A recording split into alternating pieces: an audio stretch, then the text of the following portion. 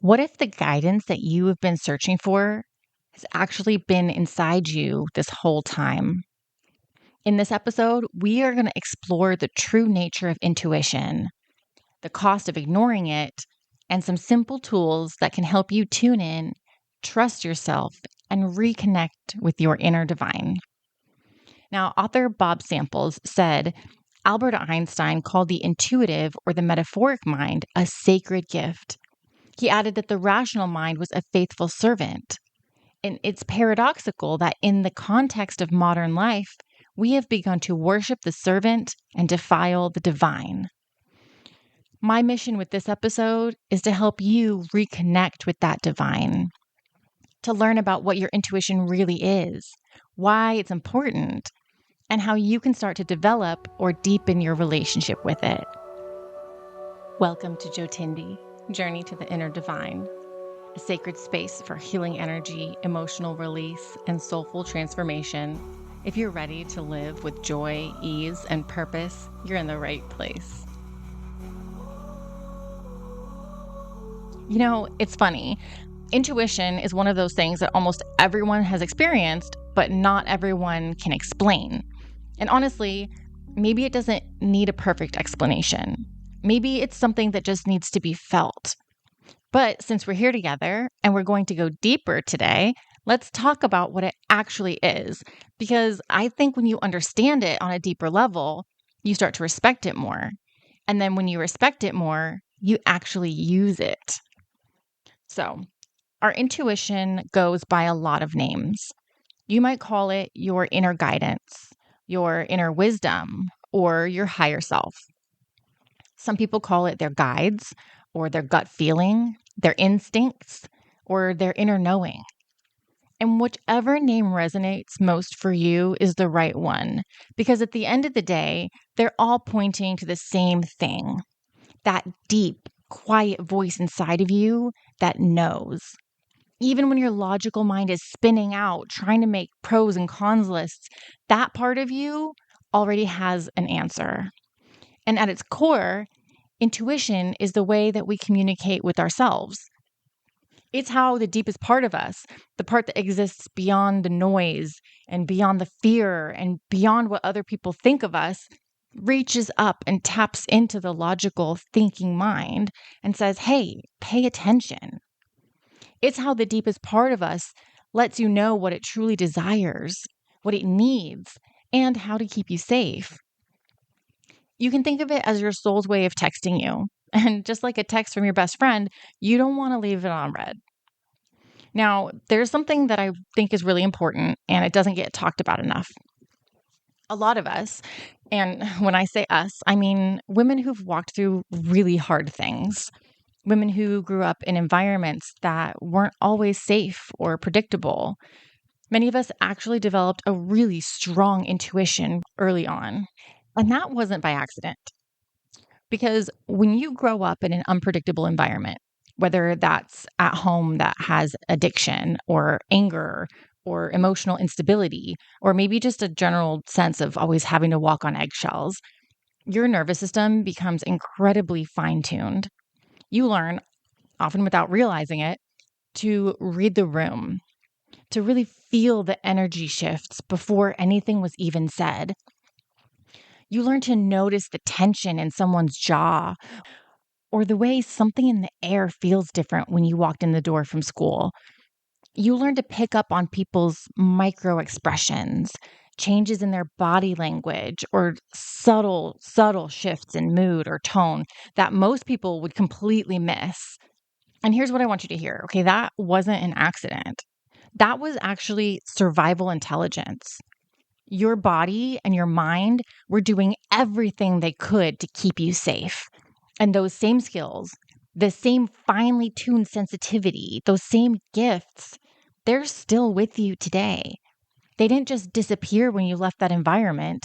I mean, they grew up with you. And now, instead of just keeping you safe from danger, they can help guide you towards your greatest life. And since so many of us learned how to pick up on people's intentions and actions and moods, it's almost like having a superpower.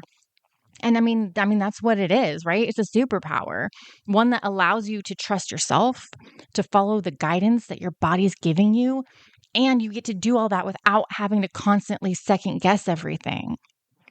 And I want to be clear because not everybody with a strong intuition had a traumatic childhood, and not everyone who experienced childhood trauma automatically has strong decision-making skills. I'm sure we've all seen that before, right? Healing is a journey, and we're all at different points on the path. But what I can say is that when your body is sending you these signals, when it's trying to guide you and trying to protect you and trying to show you something, overriding those signals and talking yourself out of them or just flat out ignoring them, that's where things are going to start to get complicated. And we're going to talk about that more in just a little bit. But first, let's look at what intuition actually does for us, because it's so much more than just a feeling in your stomach. In the most practical, real sense of the word, a strong connection to your intuition can mean a rapid response to danger. I mean, it can literally save your life. And I know that might sound kind of dramatic, but think about a time when something just felt off. Maybe it was a person or a situation, or maybe there was a street that you were walking down at night where something felt too quiet or too dark or just kind of wrong. And then you listened, right? You changed course. You got out of there. That was your intuition working exactly the way that it was designed to.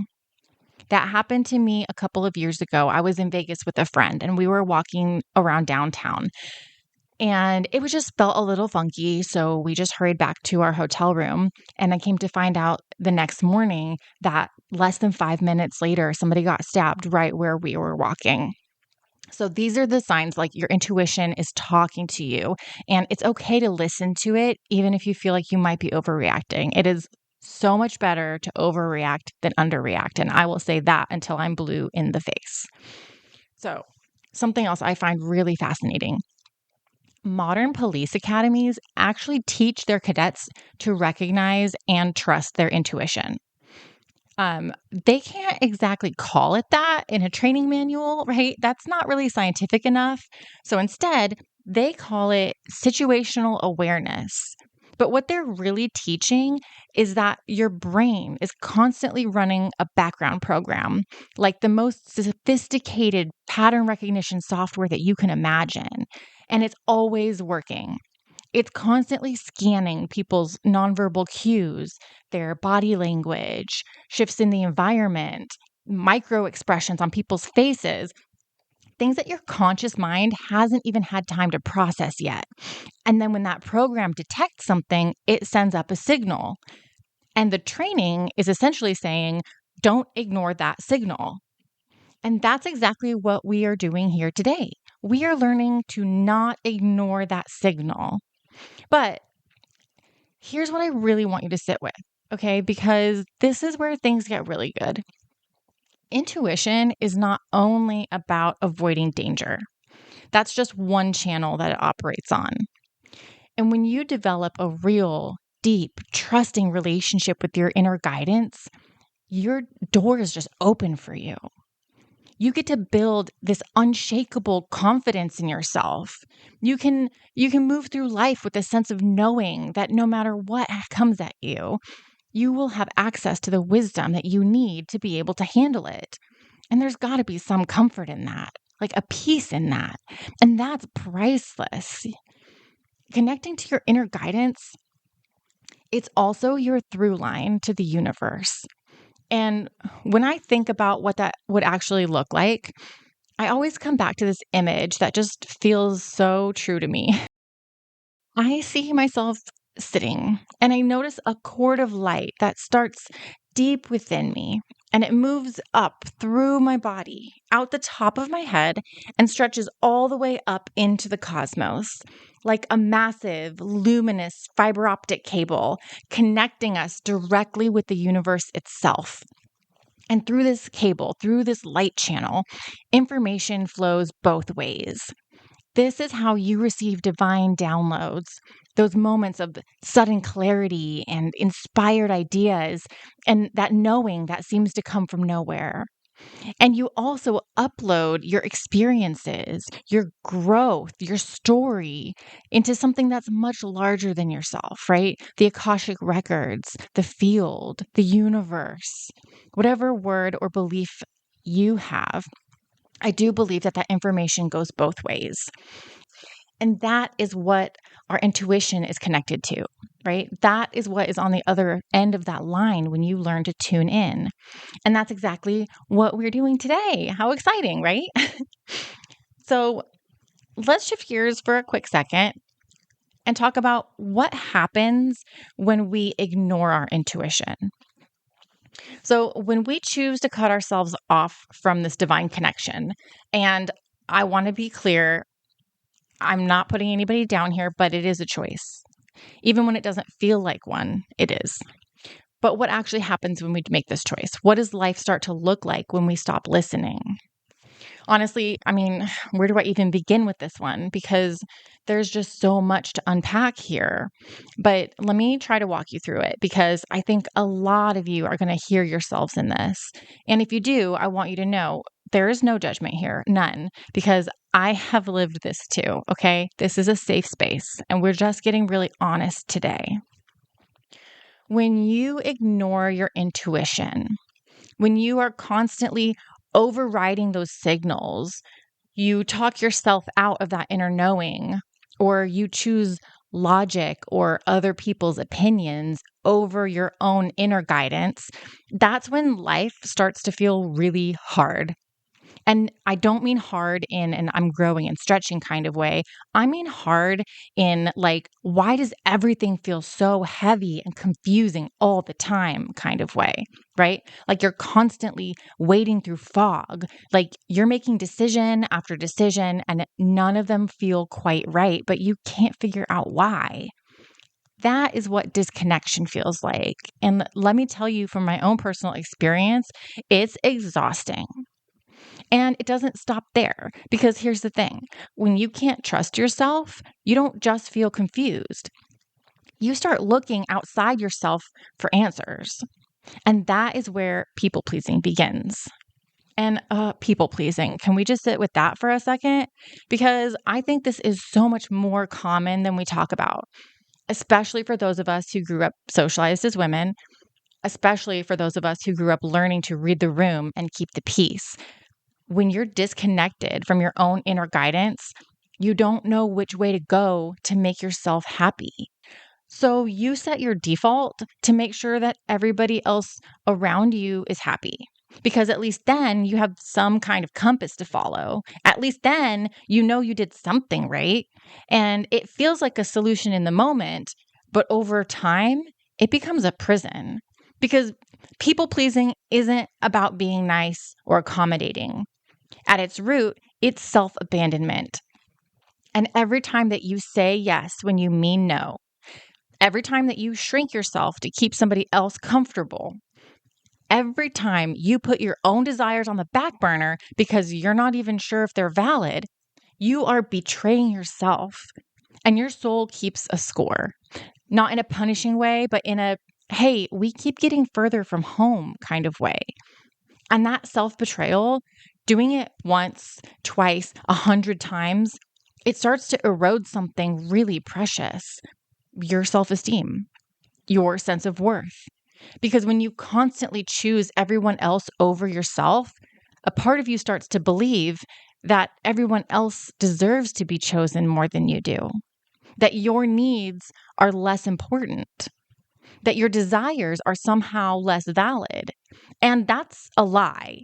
But when you're deep in it, it doesn't feel like a lie. It feels like just the way things are. And then with that comes shame, that quiet, heavy shame of looking around at your life and thinking, how did I get here again? Right? And the frustration of choosing everyone else again and again, of living in confusion again, of feeling unsure again. That voice that says you should know better by now. And then your confidence takes hit after hit after hit until even simple things start to feel wildly overwhelming. Taking care of yourself, or setting a boundary, or making a decision that's just for you. Things that should feel natural start to feel almost impossible. And if you stay there long enough, and I say this with so much love, you end up living a life that just doesn't fit. You look around and you're surrounded by situations that you didn't really choose, relationships that don't really resonate, a version of yourself that feels like a costume you've been wearing for so long that you forgot what you actually look like underneath it. And that is a very lonely and disorienting place to be. And I've been there. And I do not want that for you. I genuinely, deeply do not want that for you. And I don't think you want that for yourself either. Otherwise, you wouldn't be here listening to this, doing this work. The fact that you're here tells me something about you. It tells me that somewhere inside, that deep inner voice is still calling. It's still knocking. It's still saying, hey, I'm here. Are you ready to listen to me? And the good news, it is absolutely never too late to start because that connection doesn't ever disappear. It doesn't ever give up on you. It just waits patiently, lovingly, like the most devoted friend you've ever had. So now we understand what intuition is, and we've gotten really honest about what happens when we disconnect from it. Let's talk about how to come back to it, because that's the part that I really love. That's the part where it gets good, right? This is where the healing part is. Now, I know some of you are listeners who love the concept stuff, but then wonder, what do I actually do with this? And I hear you. Okay, I am you. So let's get into that. But before I give you the steps, I do want to say something important. Developing your relationship with your intuition is not a passive process. It's not something that just happens while you're busy living your life. It does require attention. It requires energy. It requires you to actually show up for yourself in a new kind of way. And it might sound like a lot, but I promise you, the return on this investment is unlike anything else you will ever experience. So, how do we actually do it? First and foremost, you have to make space for it. And I mean that both literally and energetically, because the truth is, your intuition is always speaking to you, always. It has never once actually gone quiet. But we have become masters of drowning it out. And I'm not pointing fingers because I am absolutely guilty of this too. We wake up and we immediately grab our phones. We fill every quiet moment with a podcast.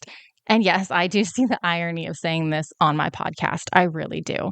But you get the idea, right? We fill every moment with music or scrolling or a background TV or whatever our particular flavor of noise happens to be. And none of those things are bad. But when we never, ever allow ourselves to just be in the quiet, we never give our intuition a chance to get a word in edgewise.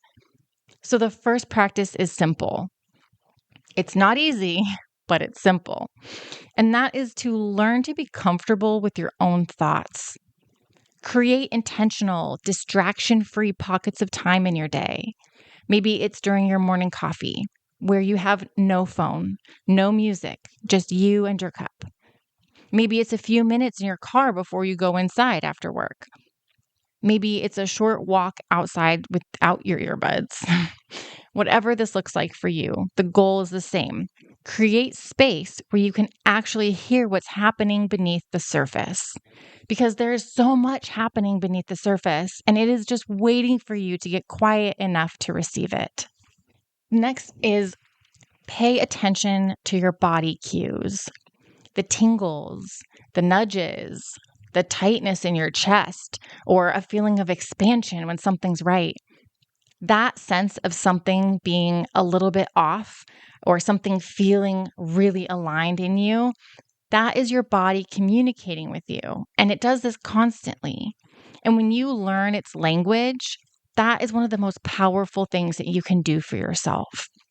Now, I talked about this more in depth in a recent episode about your body being the literal housing for your spiritual journey. It's not just something that you drag around this world hoping that it keeps up with you. And honestly, a lot of us have tried to treat it that way. I know, I have too. Like, it's supposed to be there. It's supposed to recover. It's supposed to just keep showing up no matter how little we tend to it or how little we honor it. And if that resonates with you even just a tiny bit, I really want you to go back and listen to the episode. This one's for my chronic illness girlies. Even if you don't have a chronic illness, because the way we treat our bodies has a direct effect on our ability to heal and our ability to receive intuitive guidance. And here's why. When your energy is stagnant, when your body's depleted or disconnected, it becomes so much harder to feel those subtle signals. Your channel gets fuzzy. So, one of the most supportive things that you can do is to get your energy moving. And the beautiful thing is, it doesn't have to be complicated. You can walk, you can run, you can dance in your kitchen with no shame. You can do some yoga or just shake it out, right? Whatever gets you out of your head and back into your body, because movement is medicine. And it's one of the fastest ways to get your energy flowing freely again. Now, if you really want to take it up a notch, do it outside. I recently learned something that completely blew my mind, and I have to share it with you. Did you know that plants are constantly emitting sound?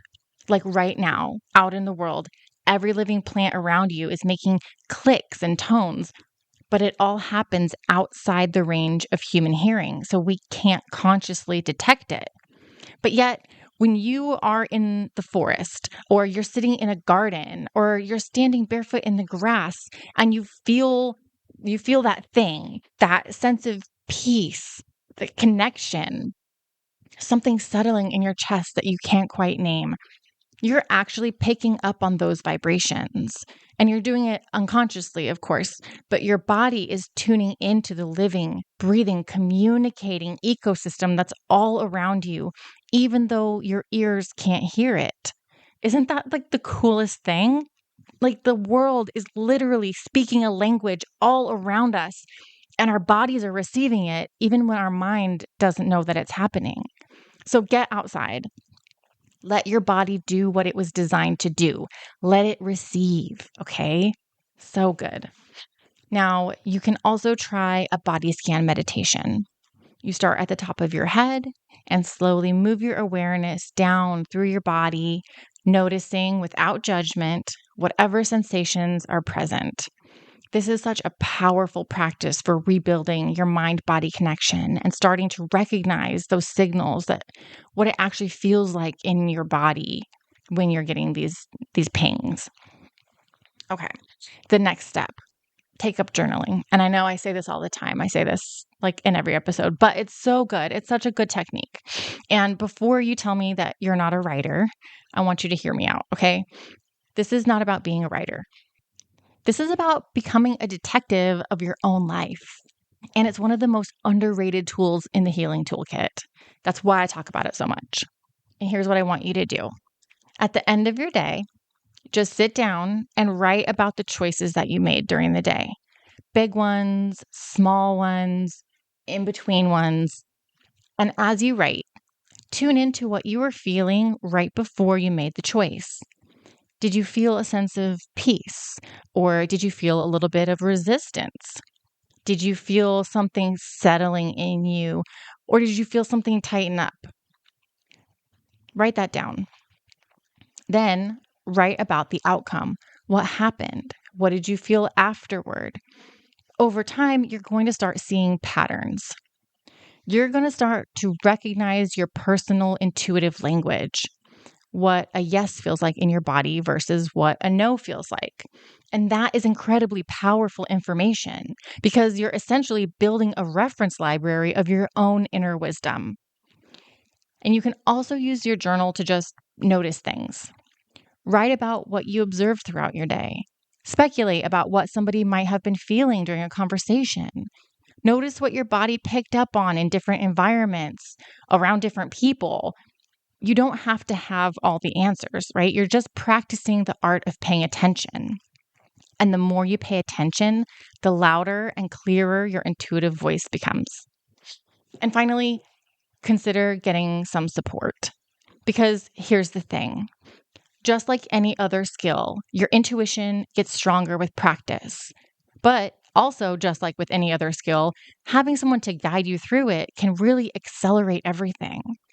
A practitioner, somebody like me, who can walk alongside you through your meditations, through your energy balancing work, and personalize healing sessions.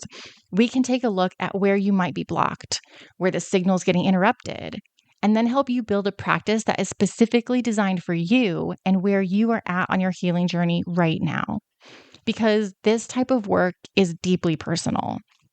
And what works really well for one woman might not be what you need.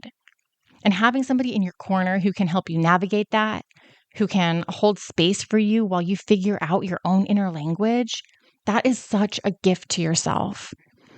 And we're going to talk about how to do that in just a little bit. But first, let's talk about some of the pitfalls that can come up when you start doing this work, because I really want you to be prepared.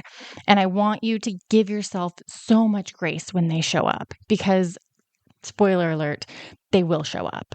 But that's okay. So we've talked about what your intuition is and what happens when we ignore it and how to start developing that relationship with it. But I do believe I would be doing you a disservice if I didn't talk about the things that can get in the way when you start to do this work. Because, like I said, they will come up. So the first one and the biggest one is fear. Fear doesn't always show up looking like fear. Sometimes it shows up looking like logic. Sometimes it shows up looking like practicality or caution or just being realistic. But underneath all of that, it's still fear doing what fear does. It's trying to keep you small. It's trying to keep you safe. It's trying to protect you from anything that might lead to rejection or failure or loss or that terrible feeling of worthlessness. But here's what fear does to your intuitive signal. It makes it foggy. It runs you around in circles. It takes what could be a clear, calm inner knowing and turns it into a tangled mess of what ifs and worst case scenarios. And if it really gets going, it can even hijack your entire system and send you into full fight or flight mode. Your nervous system just lights up, your body tenses, your heart races, and suddenly you're not receiving intuitive guidance anymore. You're just trying to survive the moment. And here's the tricky part. Sometimes fear can actually mimic your intuition because they both cause body sensations. It can feel very strong, very urgent, and very real. So, learning to distinguish between fear's voice and your intuition's voice is genuinely important work. And sometimes, and I say this as someone who guides people through this, sometimes you need support to help untangle the two. Because when you're deep in it, it can be really hard to see that clearly on your own. And it's not a weakness or anything, it's just being human. Now, the second thing that can pop up when you're trying to access your intuition is your inner critic. And I love this analogy, so I want you to really picture this, okay? You know, when you Google something and there's always that one result that just skyrockets to the top of the page, it's everywhere, it's loud, and it seems like it knows exactly what you're talking about. This has become overwhelming with the whole AI release, but that's your inner critic. It's the very first voice you hear. It's the loudest one in the room. And just like some of those top Google results, it's not always giving you the most accurate information. Okay, your inner critic can absolutely be drenched in fear. It's the voice that says things like, "Who do you think you are?" Or, "You've tried this before and it didn't work." Or, "What if you get it wrong?" And when you're trying to tune into something as quiet and as subtle as your intuition, that voice is incredibly disruptive. But I want you to hear this and remember this because it's important. Your inner critic is not your enemy. And I know it feels like it is, but just like so many other things that come up in our healing, it's just doing its job.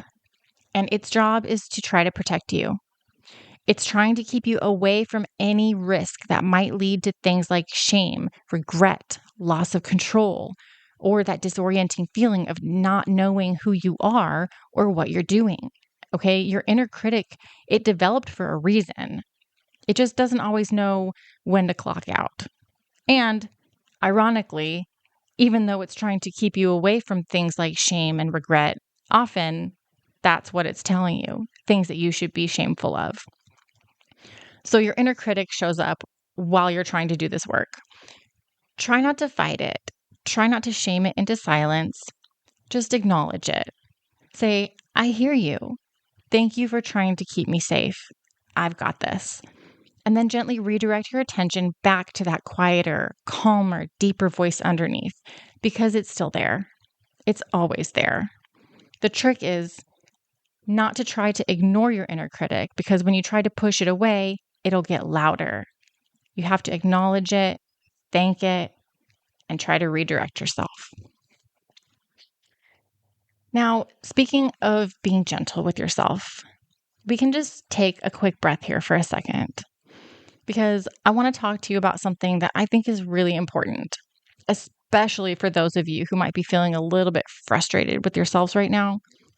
You might be thinking things like, why is this so hard for me? Or my favorite, I should be further along by now.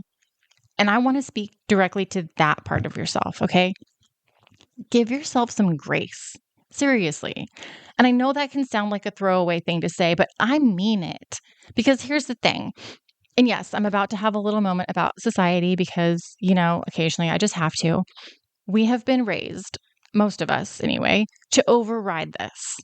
We were taught to use logic. Don't be so emotional. Be reasonable and rational and agreeable. You were taught to push down your gut feelings in favor of what makes sense on paper, to not trust something that we can't explain or measure or prove. We were literally conditioned from childhood to disconnect from the very thing that we are right now trying to reconnect with. So if you have spent years feeling cut off from your intuition, if trusting yourself has always felt like a big stretch, if you tried to tune in and you just heard static, please, please do not be hard on yourself. You are just doing exactly what you were taught to do. You were just following the rules that people gave you. But now you're rewriting them. And that is incredibly brave. And for some of you, it goes even deeper than that. Some of you have spent years being gaslit, having your perceptions questioned, feelings invalidated, your reality rewritten literally by somebody who needed you to doubt yourself. And if that's you, I want you to hear this very clearly, okay? It makes complete sense that trusting your own inner knowing feels hard. Of course it does. Because when somebody has systematically taught you not to trust what you feel, rebuilding that trust takes a lot of time and patience.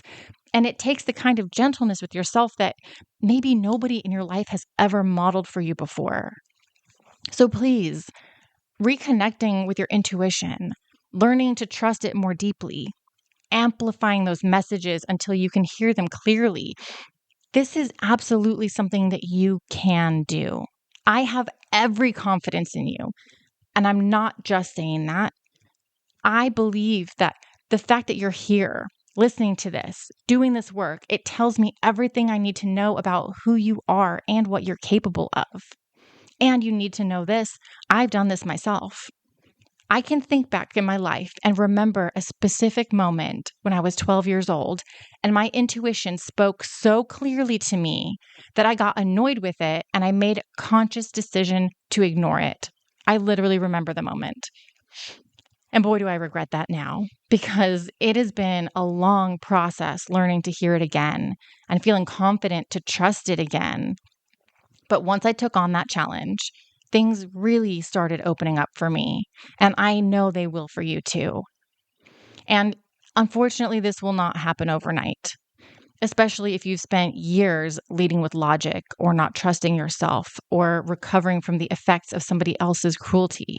But that's okay, because healing is not a race and growth is not linear. And every single moment that you spend tuning in and paying attention and choosing yourself, it counts. It all counts. You are building something beautiful, one quiet moment of awareness at a time. And let me remind you, you're not doing it alone. I want to make sure that you leave today's episode with something very, very tangible. And I think I've given you some good advice. But I have another thing for you, okay? I have created a free resource. It's called the Clarity Map. And I think it was basically made for this exact conversation. It's an in-depth tool and it's designed to help you get ultra clear on just about anything. But right now, after everything we've talked about today, I want to invite you to use it specifically through the lens of your intuition. Use it to get clear on where you feel most disconnected, what might be getting in the way, and what your next step forward actually looks like for you. It's a beautiful complement to everything that we've covered today, and it will help you take this from a listening experience to an active part of your healing journey. And there's a link in the show notes, but you can also grab your copy at mariaaurora.com/freebie/clarity. And if you're ready to go even deeper, if something in today's episode stirred something in you and you're feeling that nudge, that whisper saying, I think I might need some support with this, I want you to honor that because that just might be your intuition speaking. And after everything we've talked about today, I think you know better than to ignore it. So you can book a free call with me and we will talk about where you are, where you want to be, and how I can support you on that journey. And whether that is through guided meditation or energy work or personalized healing sessions, or just helping you build a practice that actually fits your life, I would love to be in your corner. So there's a link to book that call in the show notes as well. So, okay, that is a wrap on today's episode of Jotindi, Journey to the Inner Divine. I want to thank you so much for spending time with me. Thank you for showing up for yourself today, because that is exactly what this is. Every time you press play, you are choosing yourself. And I see and I honor that. So don't forget, make sure you subscribe, follow this podcast so you can get notifications when we have new episodes drop. And if you think that this podcast could help anybody that you know, please share it with them. All right, until next time, take care of yourself and don't forget, there is no path to happiness. Happiness is the path.